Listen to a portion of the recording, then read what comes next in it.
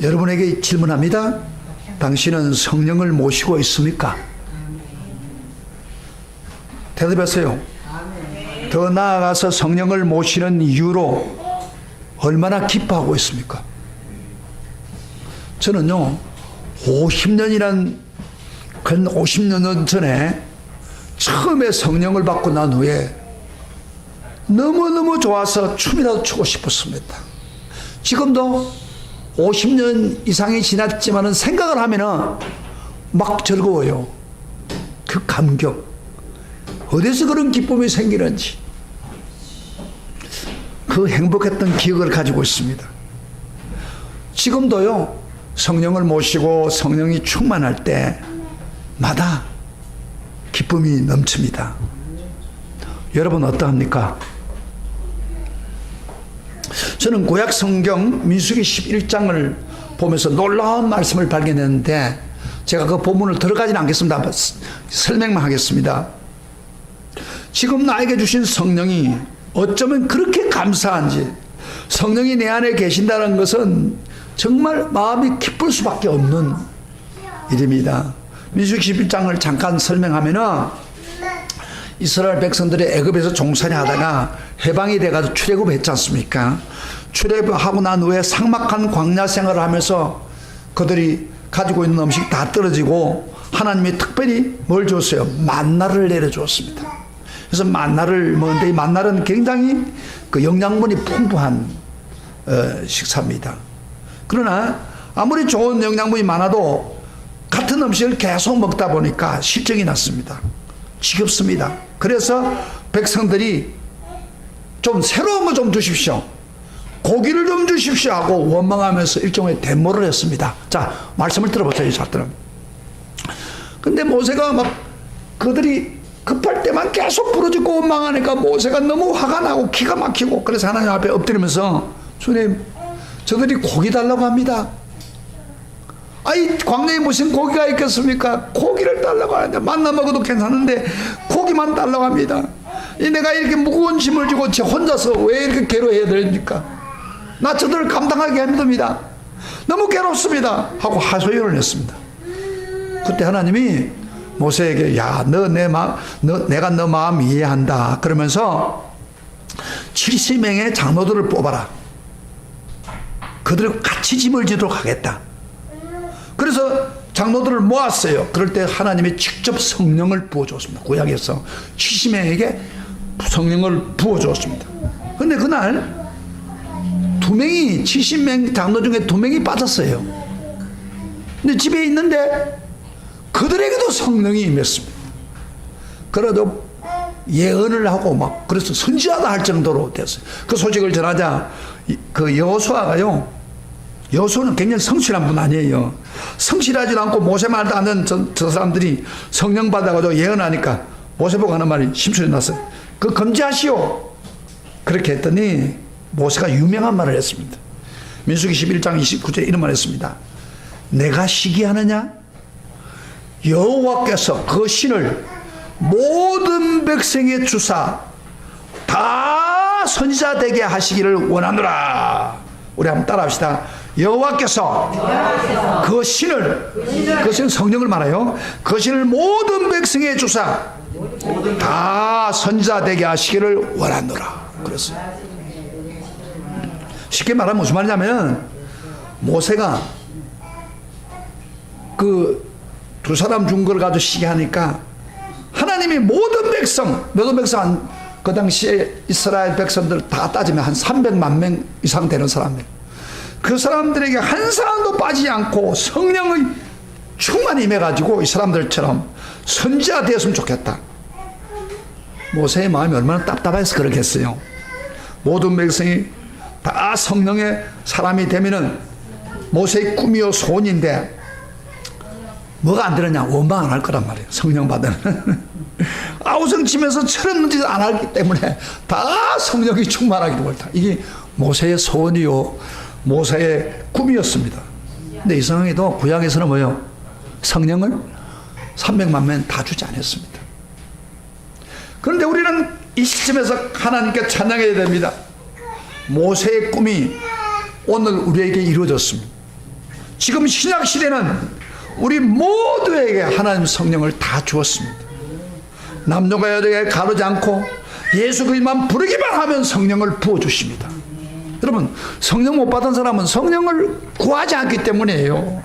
구하면 누구든 주십니다. 젊은 애도 주고, 심지어 꼬마들에게도 주고, 노인들에게도 줍니다. 성령 부어주십니다. 할렐루야. 아멘.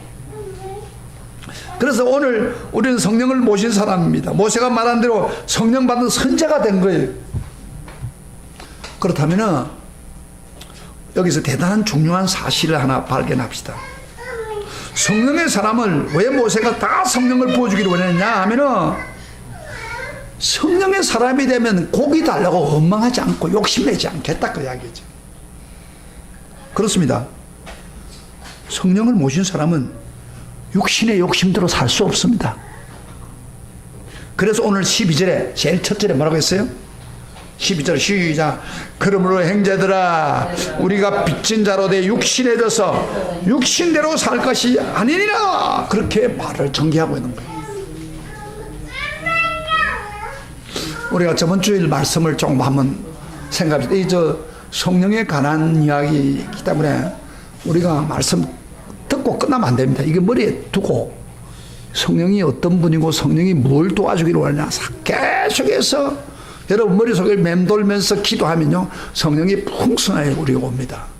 그래서 작작 말씀을 내가 되돌리는 거예요. 저번 주 설교 기억나요?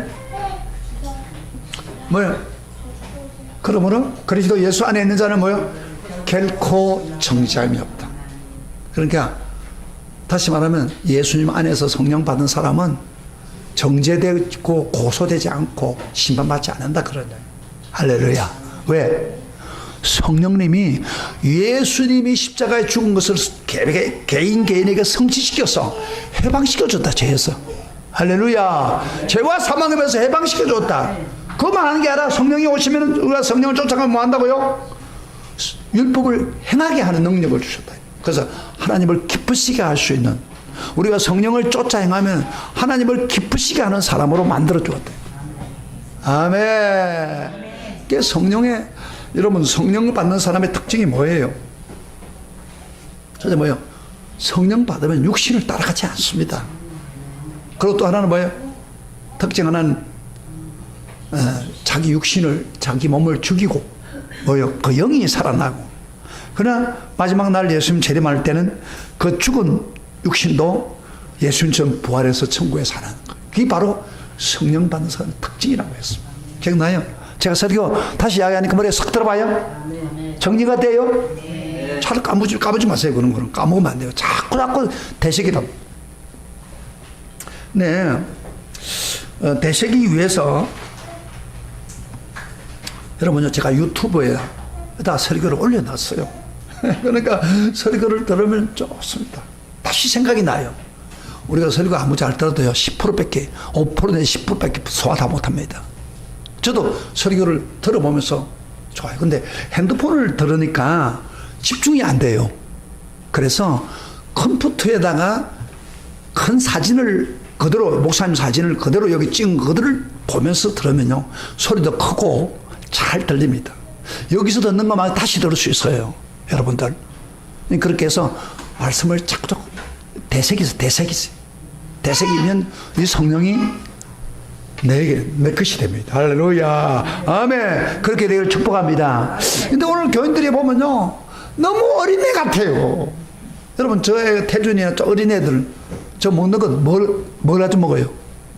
엄마가 떠매가지고 그 부드러운 음식을 내가 떠내가 야 먹어라 하고 입에다 갖다 주야. 그러다 안 먹으려고 막 그러면 이 어린애 같은 교인이 많아요. 교회 와서 설교 듣고 됐다 입만 쫙 벌리고 준비도 안 해요. 로마서 같은 이 어려운 딱딱한 음식이에요. 이게 조금 성장하면요 좀 딱딱한 거 먹어야 돼. 고기도 먹고 포도도 먹고 그래야 될 거 아니에요. 그래 안 가만 이렇게 앉아있는 교인들이 너무 많아요. 그래서 딱딱한 음식을 먹으려면 미리 성경을 읽어보란 말이에요. 이 로마서를 강의하니까 읽어보면서 그래서 이렇구나. 그리고 설교 듣고 난 후에는 유튜브로 올려놨으니까 또 아무 데나 오란 말이에요. 한 2, 3일 지나고 그러면요, 똑같이 한 번 설교 듣고 끝나는 사람하고 엄청 차이가 납니다. 그래서 말씀이 계속 맴돌면서 기도하는 가운데 성령의 풍성함이 여러분에게 넘칠 줄 믿습니다. 성령이 풍성하면 여러분의 삶이 엄청난 놀라운 변화가 일어납니다. 그렇게 되기를 축복합니다. 그래서 우리가 예수 믿기 전에는, 성령 받기 전에는 육신에 비추고 살았지 않습니까? 이제는 성령 받고 나면 누구에게 비쳤습니까? 성령께 비쳤습니다. 비친다는 것은 무슨 말이냐면은 그것을 갚을 책임을 진다는 겁니다. 육신대로 살 때는 육신 욕심에 이끌려 끌려다니는 자리에 있었습니다. 그러나 이제 성령이 사람이 되었으니까 누구 인도받아야 돼요? 성령의 인도받는 삶을 살아야 할 책임이 있는 겁니다. 우리 중에 아직도 육신에 끌려다녀 비챙이처럼 행동해서는 안 됩니다. 그래서 오늘 보면 거기 12절에 말하면서 마지막 마무리하는 건 무슨 말이에요? 육신대로 살 것이 아니니라. 따라합시다. 육신대로 살 것이 아니니라. 그렇게 못을 딱 박잖아요. 근데 아직도 육신대로 산다 이 말이에요. 육신대로는 뭐라 했죠? 죄에 딸려가면서 살고 있단 말이에요. 우리 옆에 사람 쳐다보고요. 육신대로 이제는, 따라합시다. 이제는 육신대로 살 것이 아니니라. 성령으로 살아야 돼. 지금 그 이야기 하고 있는 거예요.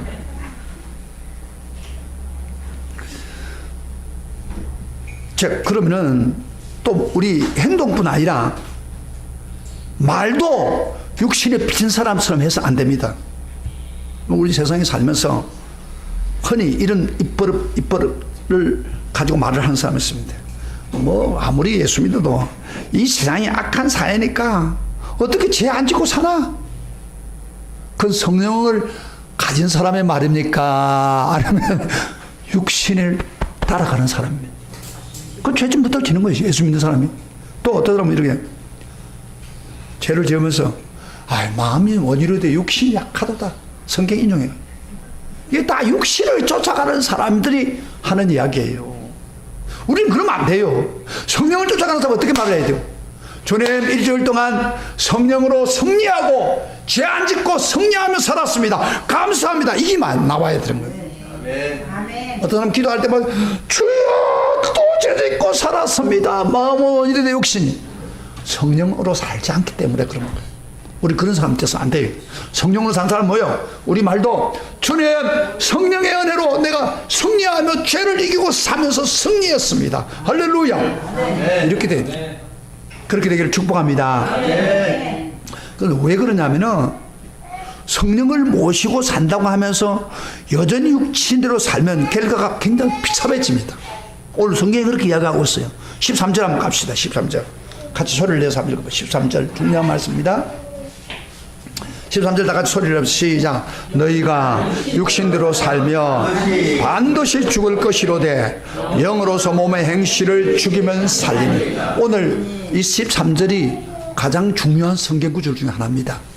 같이 한번 읽어봐요. 너희 한번 읽으면서 같이 읽으면서 머리 에워봅시다. 시작. 너희가 육신대로 살며 반드시 죽을 것이로되 영으로서 몸의 행실을 죽이면 살리니. 안 보고 너희가 육신대로 살면 시작. 너희가 육신대로 살면 반드시 죽을 것이로되 그 다음에 영으로 몸의 행실을 죽이면 살리라. 보고 하는 사람도 있어요. 그러나 이 굉장히 중요한 성경 구절이에요.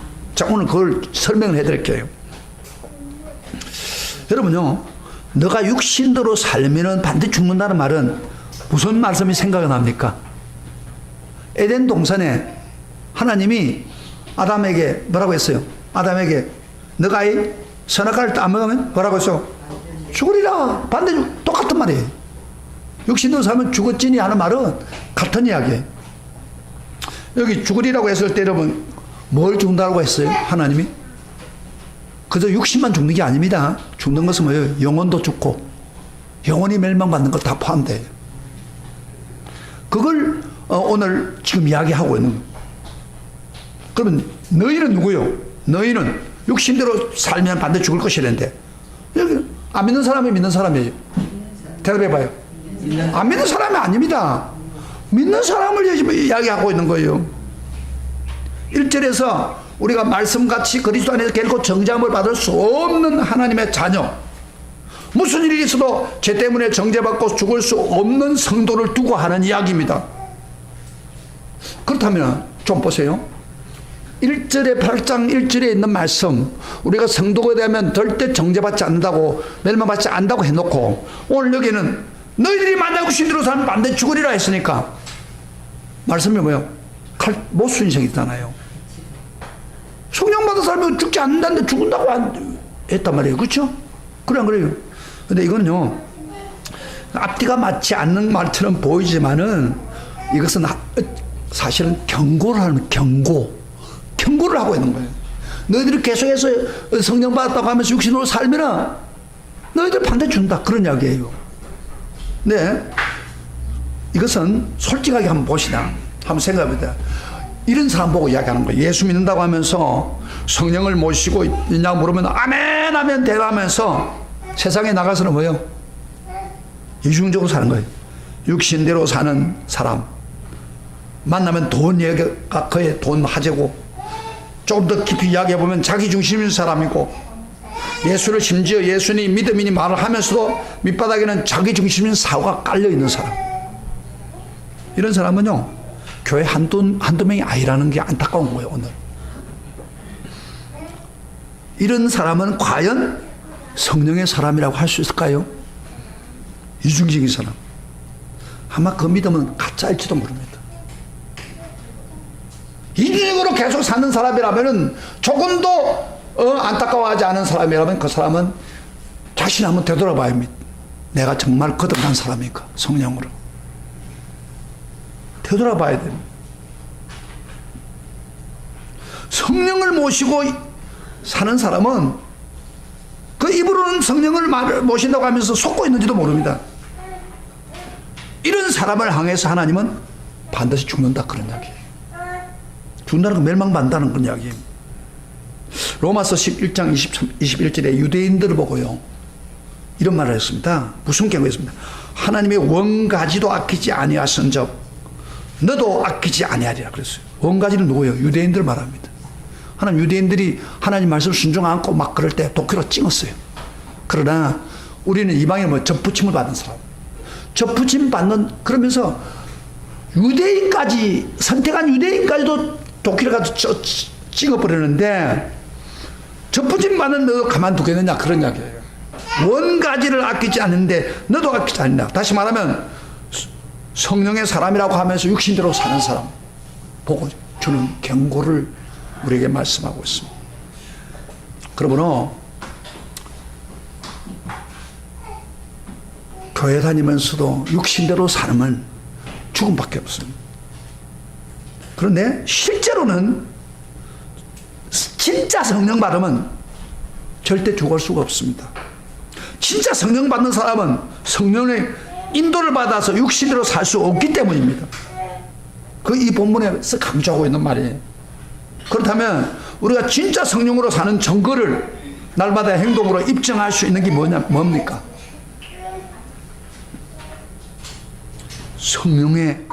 성령이 우리를 항상 인도하기 때문입니다. 진짜 성령의 사람은 성령이 인도하기 때문에 그렇게 할 수가 없는 거예요. 14절 봅시다. 14절 한 절 더 봅시다. 그 다음에 시작. 무릇 하나님의 영으로 인도함을 받는 사람은 뭐요? 하나님의 아들이다. 누구의 인도 받는다고요? 성령의 인도를 받는 거예요. 성령의 인도를 받는 사람이 어떻게 이중적으로 살 수 있느냐, 그런 이야기예요. 그건 불가능입니다. 근데요, 보세요. 내가 진짜 성령의 사람이라면은 그렇게 못 살아요. 왜? 성령이 인도를 하는데 어떻게 그걸 합니까? 여기 인도한다는 말은요, 그 인도한다는 동사는 헬라 보면 아고라는 말인데 굉장히 강력하고 우리 행동을 간섭하고 인도하는 이야기입니다. 성령이 이끄는 힘이 강하다는 것을 보여줍니다. 강력하게 인도한다. 물론 그래도 아무리 성령이 강해도 선택은 내가 해야 돼요. 성령이 아무리 나를 끌고 간다고 해서 내 선택을 부정하지 않습니다. 내가 선택에 달렸습니다. 선택만 한다면 성령이 이끄는 힘이 강하다는 거예요. 그래서 우리가 성령의 인도 받는 사람은 우리 핸들을 타락한 육신에게 맡기지 않고 성령님께 맡기는 핸들을, 우리의 삶의 핸들 그렇게 맡기기만 하면 성령이 인도를 해주는데, 성령이 가라 하면 가고 오라 하면 오고 서라 하면 서는 사람이 돼. 이게 바로 성령을 인도를 받고 성령을 따르는 사람의 실질적인 생활입니다. 그래서 우리가 진짜 성령의 사람은 성령의 인도를 받기 때문에 내가 성령만 붙잡고 있으면은 딴 길 못 가도록 해줍니다. 그러면 진짜 성령의 인도 받는 사람 실제로 뭘 한다는 겁니까? 13절 다시 봐. 13절 다시 한번 읽어봐요. 시작. 죽여드리라. 그 다음에 후반절에 영으로 몸의 행실을 죽이면 살리니. 성령의 사람은 영으로, 여기는 성령이죠. 성령으로 자기 몸의 행실을 죽이면 살리라 그랬어요. 죽이면 살리라. 그 말을, 이 동사가, 이 헬라 말에는 동사가 현재 용법입니다. 현재 용법하는 것은 무엇이냐면 계속 진행한다는 것입니다. 죽인다는 건 뭐냐? 영으로 몸을 죽인다는 것은 계속 죽인다는 거예요. 한 번 죽고 끝나는 게 아니에요. 한때 은혜 받아가지고 그때 내 육신을, 행실을 죽이고 그것으로 끝나는 게 아니란 말이에요. 지속적으로 우리는 성령을 통해서 계속해서 내게 오는 유혹들을, 행실을 죽이는 거예요. 반복적인 행동입니다. 사실 우리 몸에는요, 우리는 천국 가기 전에는 아무리 구원받고 은혜 받아도 우리 몸은 육신의 죄성을 따라가는 경향이 있습니다. 약함이 있단 말이에요. 그렇기 때문에 이 육신의 약함이 우리에게 올 때마다 우리는 계속해서 죄의 유혹을 충동받아가지고 우리 지체가 막 바람에 흔들리는 물결같이 정욕이 발동하고, 야고보서 1장 14절에 오직 각 사람이 시험 받는 욕심에 끌려 미혹함이라니까, 욕심에 끌리는 우리 이 육신의 몸을 치는 겁니다. 근데 여기 행실이란 말이 무슨 말이냐면 몸의 행실을 죽이면서 한다는데, 이 몸의 행실은 좋은 게 아니에요. 죄를 가리킵니다. 단순히 행동만 하는 죄가 아니고 행실이라는 거니까 언행, 심사 전체, 생각으로 죄를 짓는 것, 말로 짓는 것, 습관으로 죄를 짓는 것 다 행실입니다. 성령의 사람은 몸의 행실을 대로 살 수 없습니다. 살아서는 안 됩니다. 거기 고개를 들 때마다 우리는 어떻게 해야 돼요? 성령으로 몸의 행실을 죽이면 살아야 됩니다. 죽인다는 것은 꼼짝하지 못하게 한단 말이에요. 끊어버린다, 그런 이야기. 죄 행시가 올 때 성령의 사람은 죄 발동하는 것을 끊어버리는 것입니다. 죽이는 것입니다. 이것이 바로 성령의 사람이 죄 가운데 빠지지 않은 길입니다. 자, 그러면은 어떻게 항상 자주 일어나는 우리 몸의 행실을, 죄성을 끊어버릴 수 있습니까? 죽일 수 있습니까? 어떻게 해야 돼요? 자, 보세요. 성도들이 가만히 있는 게 아니라 막 유혹이 온다 이 말이야. 그럼 어떻게 해야 돼요? 따라가야 돼. 그만 죽는 거예요. 그거 따라가면은. 그럼 어떻게 해야 돼요? 제 유혹이 오면 어떻게 해야 돼? 어떤 사람은 기도해라. 예, 물론 기도해야죠. 그러고 기도를 해야 돼. 그러나 기도만 가지고 안 돼요. 몇 가지 우리가 행실을 죽이는 방법을 오늘 설교 지금 이제 본론으로 이야기하겠습니다. 첫째는 기도도 해야 되지만은 기도하면서 반드시 네 가지. 첫째는 성령이 내 안에 계시고 나는 성령의 사람인 것을 꼭 믿어야 합니다.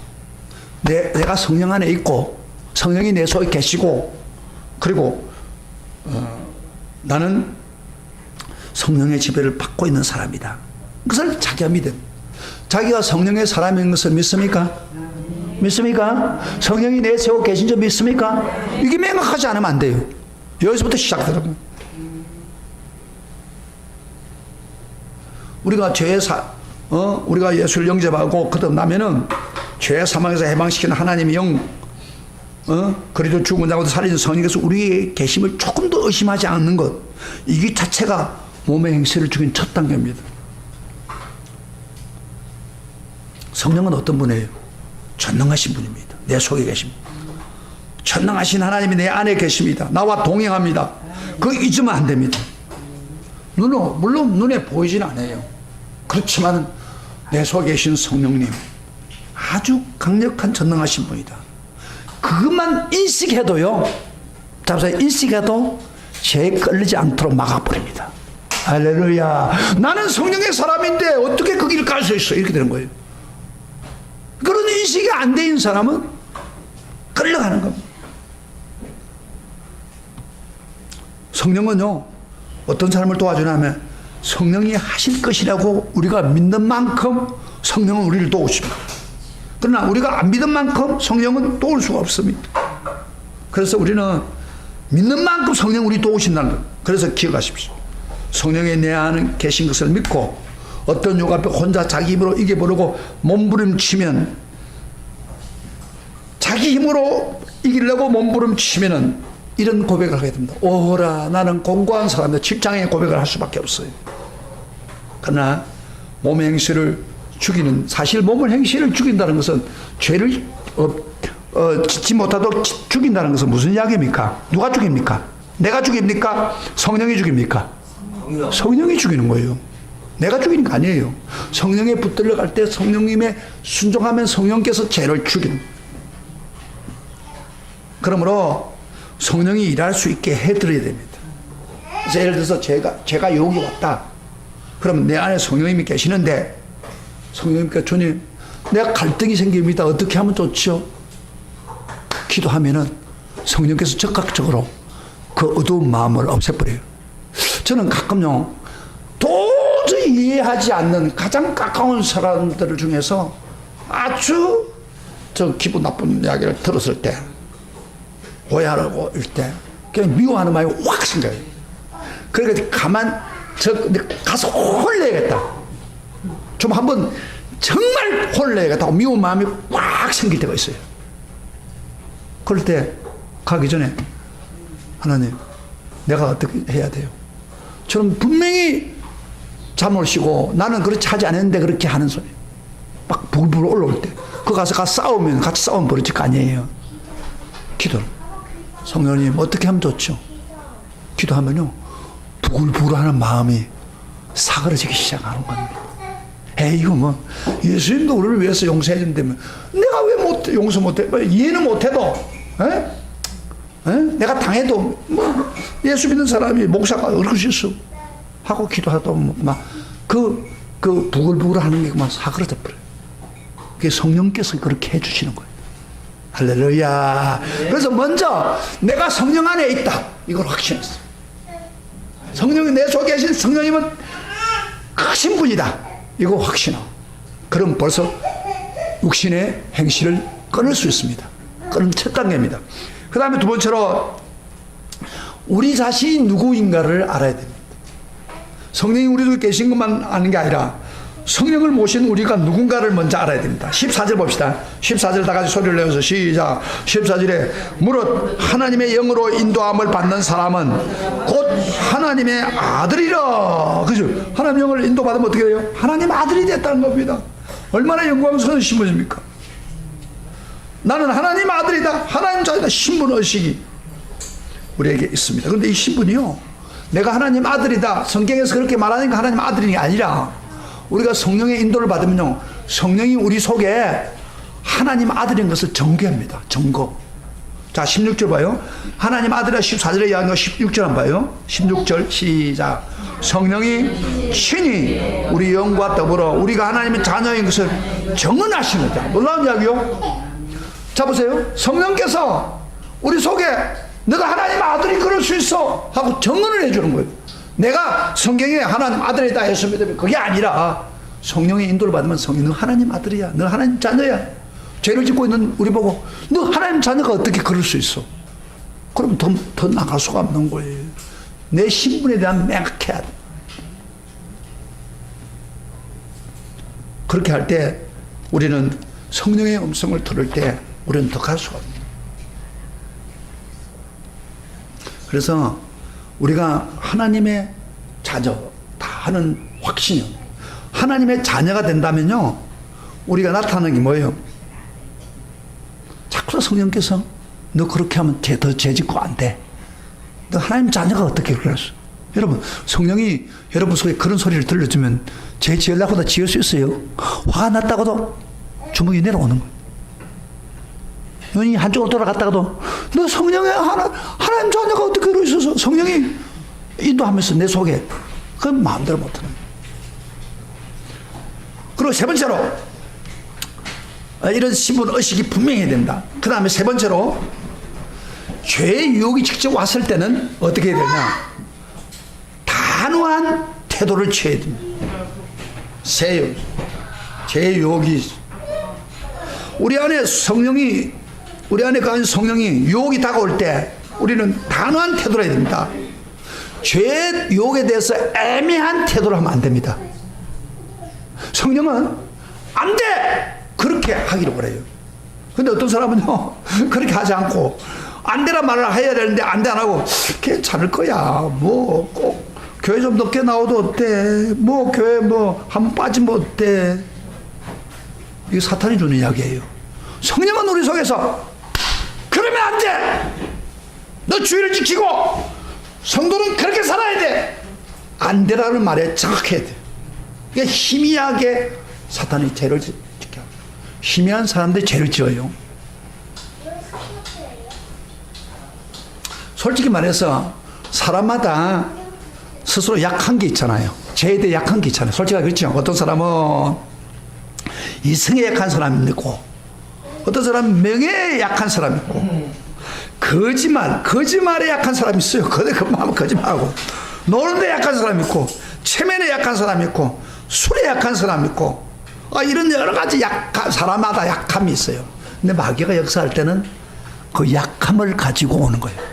게으른 사람한테는 게으름이라는 가지고 여러분에게 다가온다는 거예요. 그런데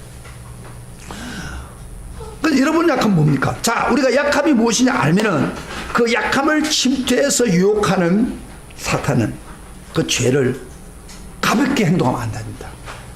그것의 약함에 대해서는요, 내가 약하다 잘 안단 말이에요. 여러분 약함 있죠? 자기 나름 약함이 있죠? 있어요, 없어요? 네. 다른 애는 장점이 있으면 양점이, 그 약함에 대해서는 적당히 나누면 안 돼요. 단호해야 돼요. 사탄이 역사할 때 그 약함을 가지고 항상 접근합니다. 단호해. 그런 사람, 예를 들어서 성적으로 약한 사람은요, 무엇에 대해 단호해야 됩니까? 음란한 영화나 비디오 보는 거 안 봐야 됩니다. 그 자리 가면 안 돼요. 왜? 성적이 빠지니까. 술 좋아하는 사람은, 술에 약한 사람은 어떻게 돼요? 술 친구 만나면 안 된다니까. 술 있는 곳에 어저거리면 술에 빠지게 돼 있어요. 잘 봐요. 그래서 성령은 안 되라 할 때는 안 된다. 성령이 내가 그러지 마라. 그럴 때는 아멘 안 하겠습니다. 그렇게 하고 그것을 끝나야 돼. 그런데 나 다른 사람을 다 그런데 어스름하는 사람, 그러면은 성령께서 가만두지 않습니다. 악한 영은 가만두지 않습니다. 여러분요, 욥이 깨끗한 삶을 살 수 있는 비결은 욥기 31장 1절에 보면 이런 말을 합니다. 내가 내 눈과 언약을 세웠나니 어찌 처녀에게 주목하려. 한번 따라합시다. 내가 내 눈과 언약을 세웠나니 어찌 처녀에게 주목하려. 욥이 돈이 많다 보니까, 부자다 보니까 이성에 좀 성에 좀 약한가 봐요. 처녀들, 이쁜 처녀 많잖아. 돈 많으니까. 그러니까 뭐든 할 수 있어요. 그런데 욥은 거기 약하니까 내 눈에 언약을 세워가지고 아예 처녀를 주목하지 않기로 작정한 거예요. 이 성령 받는 사람은 그렇게 하는 거예요. 근데 우리가 꼭 여기서 알아야 할 것은 성령께서 직접 우리 대신에 행동하지 않는다는 겁니다. 우리가 해야 할 행동이 있고 성령이 하는 게 있어요. 성령은 어떤 분이요? 성령은 보혜사는 헬퍼입니다. 헬퍼. 도와주는 역할을 합니다. 우리가 못하다고 도와주지 성령이 우리를 대신해 줄 수 없어요. 행동은 내가 해야 돼. 근데 어떤 사람은 자기가 죄지어 놓고 성령이 안 도와줘서 그렇다고. 이 옥힌 사람들이 많아요. 행동은 내가 하는 거예요. 그러나 내가 죄를 지으면 짓지 못하도록 내가 성령의 도움을 구하면 성령께서 너 그러지 말라. 그럼 따라가면 되래요. 그런데 성령의 도움도 구하지 않고 자기가 잘 지어놓고 성령이 어떤 그런 거 가지고 하는 거예요. 그래서 우리는 내가 극복을 해야 됩니다. 내가 순종하지 않으면 성령도 속수무책입니다. 그 단식할 수밖에 없는 거예요. 서양 속담에 이런 말이 있습니다. 자기 정원을 깨끗하게 하고자 하는 사람은 잡초를 자라게 해서는 안 된다. 그런 말이 있습니다. 다시, 자기 정원을 깨끗하게 하고자 하는 사람은 잡초를 자라게 해서는 안 된다. 무슨 말입니까? 우리 마음에 하나님의 거룩한 정원으로 깨끗하게 가꾸기를 원하면 마음속에 잡초, 죄악의 뿌리가 들어올 때 직접 뽑아내야 된다 이 말이에요. 이 바로 몸의 행실을 죽이는 거예요. 근데 잡초를 놔주면 안 되잖아요. 우리가 우리 식구들 아는 사람을 통해서 제부도에 고구마를 심었습니다. 고구마를 좀 심었는데 많은 펭수는 아니지만 고구마 심었는데 갈 시간이 없잖아요. 근데 소식을 들으니까 잡초가 엄청나게 많답니다. 고구마한테 들어가는 영양분을 다 빼앗아가는 거예요. 그래서 뒤에 어떻게 얼마나 될지 모르겠지만은 또 갈 시간도 없으니까 이제 고구마 팔 때는 가기는 가겠는데 잡초를 미리 뽑아줘야 된다 이 말이야. 마찬가지예요. 여러분 죄는요 잡초가 생길 때 그걸 뽑아내야 돼. 그래야 우리 마음의 정원에 거룩한 정원을 이루고 성령이 충만한 삶을 살 수가 있는 것입니다. 할렐루야. 그래서 여러분이 유혹이 올 때, 내 약점을 가지고 유혹이 올 때 가만히 있지 말고 기도하세요. 성령님 도와주세요. 내가 약해서 이렇습니다. 내가 이게 약한데 도와주세요. 그러면요 극복할 수 있는 힘을 나게 줍니다. 성령님이. 내가 게으른 사람은 나 주님 좀 부지런하게 해주세요. 이렇게 기도하면 하나님이 지혜를 줍니다. 우리가 내가 이거 약합니다 도와주세요 기도하면 하나님이 도와주게 돼요. 그때 성령님이 도와주는 거예요. 그래서 죄악을 이기는 것입니다. 할렐루야. 아멘. 죄를 이기고 승리하시길 바란다. 마지막 하나, 우리 행실을 죽이려면 성령님이 직접 기록한 말씀을 가지고 무장해야 됩니다. 우리가 잘 아는 시편 110편 9절에 이런 말씀이요. 청년이 무엇으로 그 행실을 깨끗하게 하리까? 주의 말씀만 지킬 것이니이다. 11절에 내가 주께 범죄하지 아니하리 하여 주의 말씀을 내 마음에 두었나이다. 그래요. 우리 속에 죄가 살아있지 못하게 하는 방법 중 하나가 말씀으로 무장해야 됩니다. 말씀이 우리 속에 있어야 돼요. 그러면요 죄악이 오더라도 안 됩니다. 에베소서 6장 17절에 보면 성령의 검, 곧 하나님 말씀을 가지는, 성령이 칼을 가지고 사용하는 검이 뭐예요? 말씀입니다. 말씀을 붙들고 있으면요 성령이 이 말씀을 가지고 칼로 칩니다. 죄악을 칩니다. 그래서 말씀이 굉장히 중요해요. 말씀을 열심히 듣고 열심히 마음속에 있으면은 말씀이 생각나서 그 말씀을 가지고 성령이 역사하기 때문에 말씀으로 무장해야 돼요. 결론적으로 성령께서 우리 죄악을 행실을 어떻게 죽일 수 있다고요? 성령님이 내 마음에 확실히 계시는 것, 내가 성령의 사랑하는 것을 인식하고, 두 번째로 내가 내 신분이 누구라고요? 하나님의 자녀라는 것을 인식하고, 그리고 죄 유혹이 올 때 단호한 태도로 안 돼! 하고 성령의 도움을 구하고, 네 번째로 성령이 주신 검인 하나님 말씀으로 무장하면은 성령의 인도를 받고 승리할 수 있습니다. 할렐루야. 로마서에서 자세히 설명하고 있잖아요. 성령 안에서 육신에 빨려가지 않는 삶, 몸의 행실을 죽이는 방법을 자세하게 설명했습니다. 자, 이렇게 하면요 하나님이 두 가지 복을 줍니다. 어떤 복을 주느냐 보세요. 첫째로 하나님을 아빠라 부를 수 있는 축복과 행복을 누리게 합니다. 15절 봅시다. 15절 같이 시작. 너희는 다시 무수하는 종의 영을 받지 아니하고 양자의 영을 받았으므로 우리가 아빠 아버지라 부르짖느니라 그랬죠. 이 양자의 영을 받았다고 말이에요. 양자가 됐단 말이에요 우리가. 근데 전에는 우리가 아버지를 볼 때에 하나님 아버지 볼 때 구약에서는 주로 어떻게 보여요? 무섭고 두렵게 보이잖아요. 그 종의 영으로 할 수 없이 아버지 안 지킬 수 없도록 그렇게 되잖아요. 그러나 신약에 와서는요 양자영이 임하면은 아버지를 아빠라 그러잖아요. 왜냐면 아버지와 아빠 차이점 뭐예요? 아빠, 아버지. 무슨 말이에요? 아빠는 좀 친근한 의미가 있잖아요. 그렇죠? 아빠. 옛날 사람들은 아빠 잘 못해요. 지금 사람들은 그래도 아빠 쉽게 되는데 옛날 사람 아버지 그래요. 아버지만 해도 잘하는 거예요. 무슨 그런 번역이 내가. 어쨌든 아빠를 부를 때에 내가 제일 어려울 때 아빠하고 부를 수 있다면 얼마나 놀라운 축복입니까? 그리고 아빠가 하나님 아버지가 응답해 주는 거. 우리 예수님이요 기도할 때마다 제일 먼저 한 게면 Father, my Father, 아버지 부릅니다. 아빠 그러면서 기도했습니다. 어려운 일 있을 때마다 아버지. 우리 아버지가요, 우리 친아버지가 목사였는데, 시골교회 목사였는데, 내가 어머니를 통해 들어보니까 병이 걸렸는데 다 죽을 병이 걸렸어요. 의사가 손을 못 대는 손. 우리 아버지가 그 당시에 이제 전도사로서 일을 하고 있을 텐데, 우리 아버지가 어느 날 밤에 이제 걸어 다니도 못해요. 거의 기다시피 해가지고 그 노지산이라고 거제 높은 산이 있어요. 그 손으로 기어 올라갔어요. 죽으면 죽지 하나님 앞에 가서 해결해야겠다. 그래서 우리 엄마도 뭐 어떻게 할 길이 없었어요. 아버지가 나갔으니까. 그런데 놀라운 사실은, 그래서 아버지가 어디로 갔는데 식구들이 막 찾아서 난리 나는데 찾을 길이 없어요. 근데 노지산 올라간 거예요. 노지산에 그 당시에 늑대도 있고요, 여우도 있고 그랬어요. 그 실제로 늑대까지 와서 막 발을 막 부르려고 그러더래요. 우리 아버지가 거기서 죽자 살자 기도하는데 그 기도 내용 그냥 아버지, 아빠 계속 부르짖었답니다. 그런데 하나님이 기적이 일어난 거예요.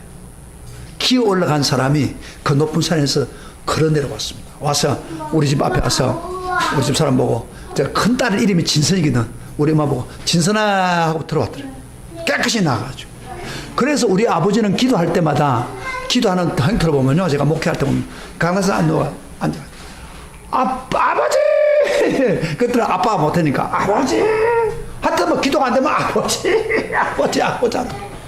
그 아버지의 기도를 이은 사람이 우리 정길의 집사님. 산에 가면 아버지 한단 말이에요. 그럼 응답도 오고 되고 이래요. 그래서 아빠, 아버지 얼마나 좋은 축복입니까?